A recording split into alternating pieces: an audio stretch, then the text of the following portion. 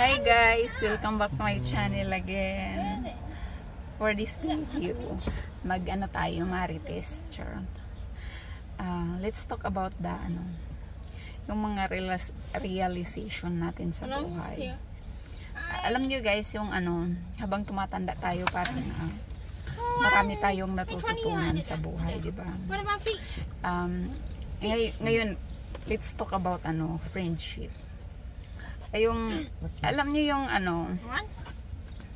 pag medyo may edad ka na, may edad ka na kagaya ko, yung marirealize mo talaga, yung along the way sa journey mo, marami kang makikilalang tao na akala mo, kaibigan mo. Diba kasi, pag andong ka sa sitwasyon na yan, parang feeling mo, ay, ito yung kaibigan ko. O magkaibigan kami niyan. Hindi mo man masabi na best friend, pero sasabihin mo, yeah, super close kami niyan. But then, yung marirealize nyo, halimbawa, na-meet mo siya dahil sa trabaho mo. So, pag nag-move ka ng trabaho, or lumipat ka ng lugar, yung marirealize mo kung sino yung mag-stick lang, yung parang kahit hindi kayo nagkita, kaibigan mo pa rin. Yun maaari mong ituring kaibigan, or basta yung maraming mawawala eh. Kasi yung sa akin ang laki ng circle of friends ko nung nasa Taiwan ako. Yung parang super dami ng kaibigan ko. Ganon din nung nasa Manila ako. Ang dami kong kaibigan. So habang nag-move forward din ako, habang hindi ko rin masabi na ako yung may problema. It's just like yung lang talaga, yung sitwasyon or yung panahon or tadhana na parang nawawala yung communication nyo, tapos biglang kahit man mag-usap kayo, yung mararamdaman mong parang wala na yung na dati kong kaibigan yan, nawawala talaga siya. So halimbawa nasa ako teenage years ko, nasa samat ko, tapos may mga malaki din yung circle of friends ko nung nasa probinsya ako. Tapos nagpunta tapos naiwan ko sila, tapos nagpunta ako sa Manila, iba na naman yung circle of friends ko, tapos iniwan ko sila. Hindi ko masabi na ako yung may problema, pero yung napapansin ko lang talaga yung all those years, yung wala akong isa lang yung nasabi ko na yung parang iilan-ilan lang yung na kaibigan ko talaga sila at that time. Ganyan sa buhay eh. Kaya hindi mo sana isipin na kasi dahil yan sa nagbago sila, or dahil yan sa hindi ko naman na yan sila kailangan kasi malayo. Darating lang talaga yung point na parang kung sino lang yung matira sa mga naging kaibigan mo, yun lang yung kaya mas importante din talaga kung dumating yung time na kailangan mo mamili yung family mo, or kasi lalo na pag mga teenager ka pa lang, pag bata-bata ka pa, sasabihan ka ng nanay mo sasabihan ka ng nanay mo, puro ka na lang kaibigan mo. Always remember that kahit anong mangyari, yung pamilya mo yung laging andyan. Yung mga kaibigan mo parang lang yan sila eh, andyan by chapter, iba-iba yung magiging kaibigan mo.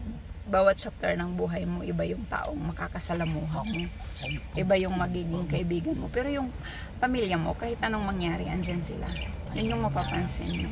Kung along the way, may mga may stick, yung may tutoring. Ako may tinuturing akong best, pero isa lang. Pero yung point ko nahulog. Yeah, may tuturing akong best friend na yung magkaibigan kami since 2012 hanggang ngayon. Magkaibigan pa rin kami kahit hindi kami nagkikita. May mga ganong tao ka rin mamimit sa buhay mo, yung kahit hindi kayo nagkikita, magkaibigan pa rin kayo. Pero sa lahat ng mamimit mo na yan, ilan lang yung magiging kagaya niyan yung relationship nyo. Hindi masasabing lahat.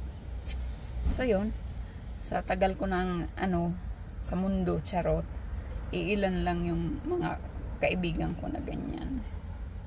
So always choose your family over sa mga kaibigan mo. Kasi yung family mo, kahit iwan mo yan, pagbalik mo, andyan pa rin sila, family mo pa rin sila, tapos aalis ka na naman. Alam mo yung yung comforting para sa akin is yung kahit nasaan man ako, yung alam mo yung feeling na kahit anong mangyari, may uuwian ako kasi sila mama.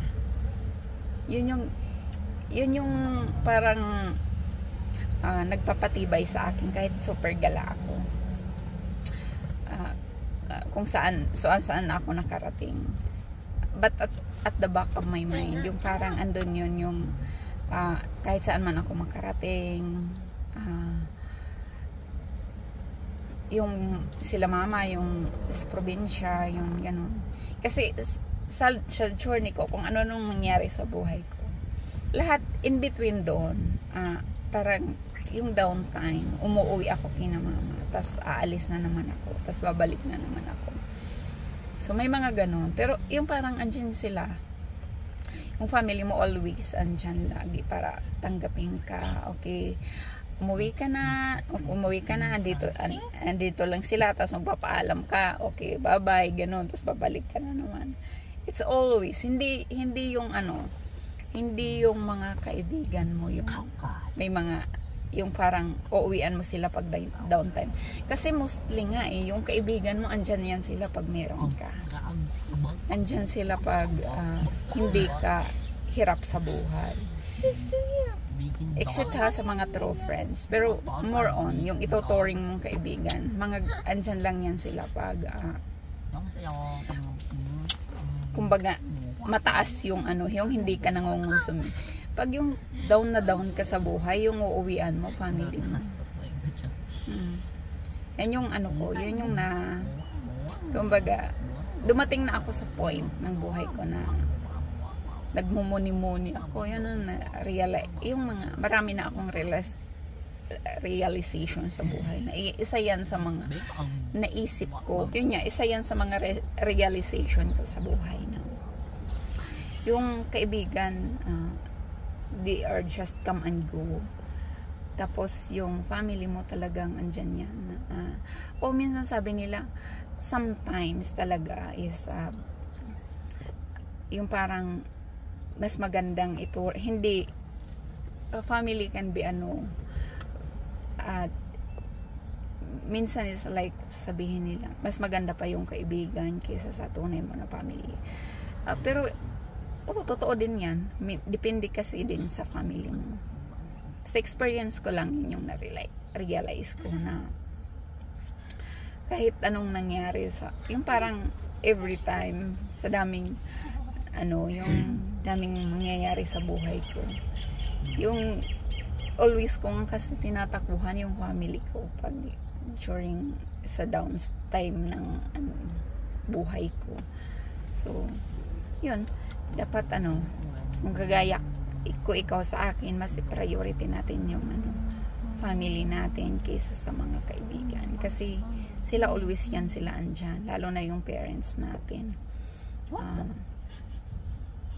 Willing sila kay mayroong ka wala, willing silang tanggapin ka, di ba? Ayan, sana may dumating din kayo sa mga punto ng buhay nyo na ganyan, yung mapapag-isip-isip nyo yung ano ba yung maganda sa buhay, di ba? Ano ba yung mga dapat natin i-priority. Yan, kasi it's a matter of priority din minsan kailangan natin pumili yung kaibigan ba, puro ba kaibigan, or mag-focus ka ba sa family. Darating at darating tayo sa punto na ganyan So yan, maraming salamat sa panonood. See you on my next one.